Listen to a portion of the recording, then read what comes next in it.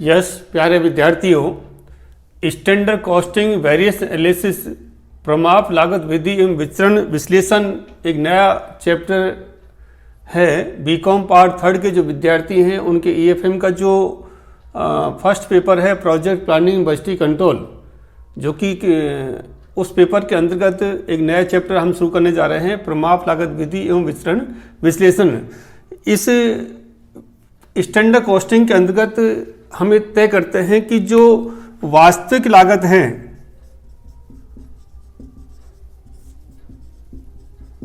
और जो प्रमाप लागत है, इन दोनों का हम अध्ययन करते हैं, तुलना करते हैं।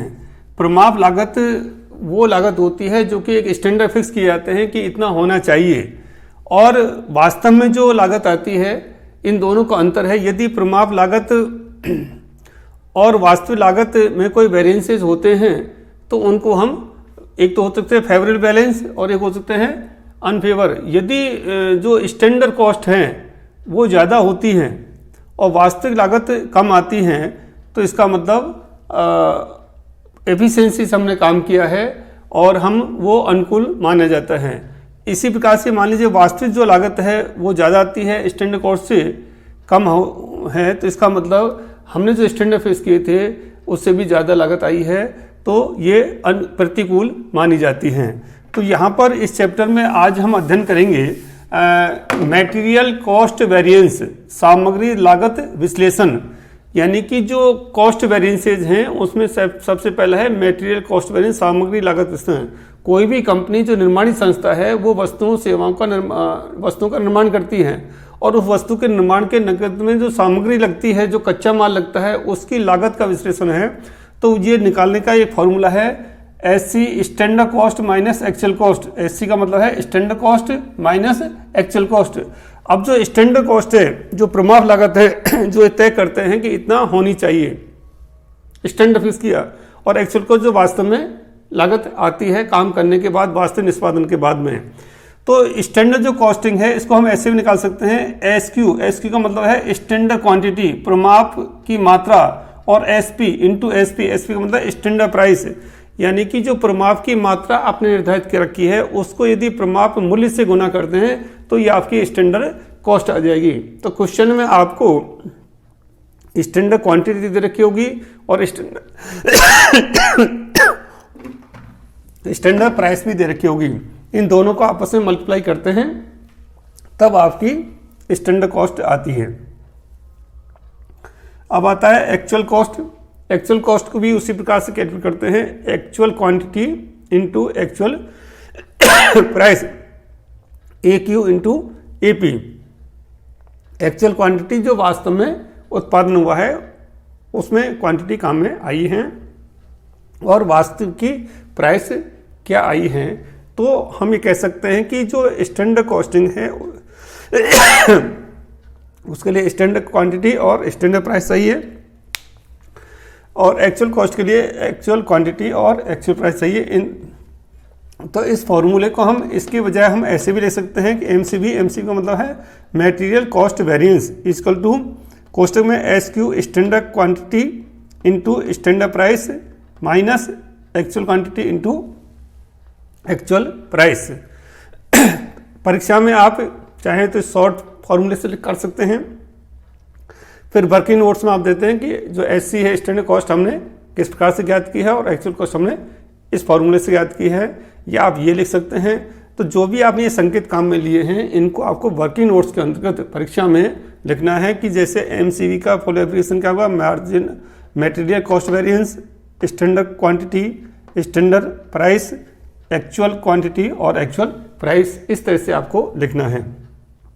अब यहाँ पर हम एक एग्जाम्पल ले रखते हैं। सपोज करिए एक्स वस्तु के उत्पाद की एक इकाई में 5 किलो सामग्री का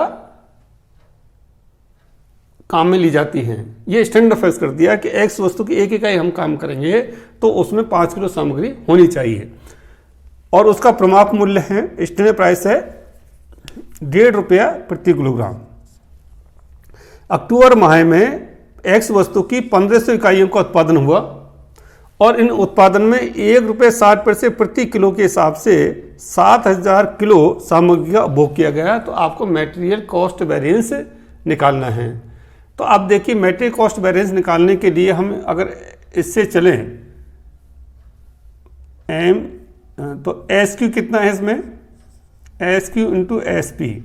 तो एस क्यू कितना है, 5 किलो सामग्री है, एक इकाई में आती है, 1 किलो में 5 किलो, तो 1500 इकाइयों का हमने उत्पादन किया, तो 1500 गुना 5, यह आ गया आपका 7500, इंटू एस पी कितना है, 1.5 रुपये प्रति इकाई इंटू 1.50। तो ये तो आएगी आपकी, इसको यदि हम गुना करें तो कितना आ जाएगा, 15 5 75,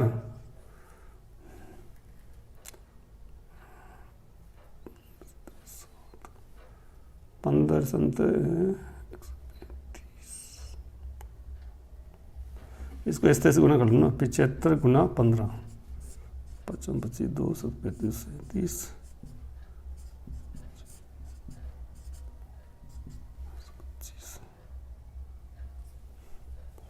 तो 1125, तो 11,250। ठीक है, कैलकुलेशन चेक कर लेना आप। तो एस सी आ गई, स्टैंडर्ड कॉस्ट कितनी आ गई, 11,250 S Q into S P. S Q की वैल्यू कैसे निकाली अपन ने, 1500 इकाई का उत्पादन किया है और एक इकाई के उत्पादन में 5 किलो सामग्री का उपभोग किया जाता है, यानी काम में ली जा सकती है। तो स्टैंडर्ड जो क्वांटिटी हो गई 7,500 किलो हो गया और 1.5 रुपये प्रति किलो का है, तो 11,250 रुपये माइनस एक्चुअल क्वांटिटी कितनी हुई, 7,000 किलो दे रखी है इसमें, इनटू एक्चुअल प्राइस कितना है 1.60।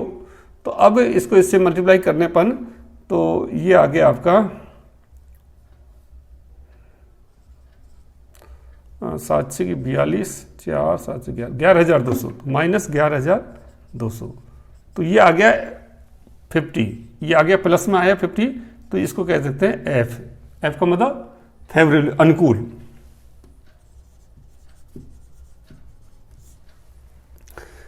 $11,200 ये आ गई आपकी एक्चुअल कॉस्ट। ठीक है, तो फॉर्मूला हो गया एस सी माइनस ए सी। तो एक्चुअल कॉस्ट, ये स्टैंडर्ड कॉस्ट था 11,250, एक्चुअल कॉस्ट आई आपकी 11,200। एस सी कैसे निकाली, S Q into S P से, और ए सी कैसे निकाली, ए क्यू इंटू ए पी से।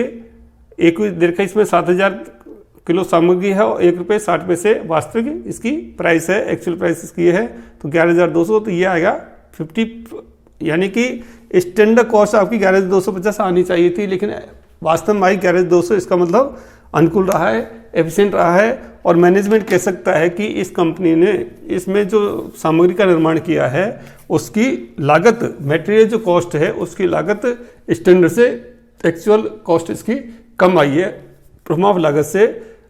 तो हम ये कह सकते हैं कि संस्था ने एफिशिएंसी से काम किया है। तो आज के वीडियो में हमने पढ़ा है मटेरियल कॉस्ट वेरिएंस। अब अगले वीडियो हम देखेंगे मटेरियल जो कॉस्ट वेरिएंस है इसके भी 2 और प्रकार हैं, वो हम नेक्स्ट वीडियो में देखेंगे। थैंक यू, धन्यवाद।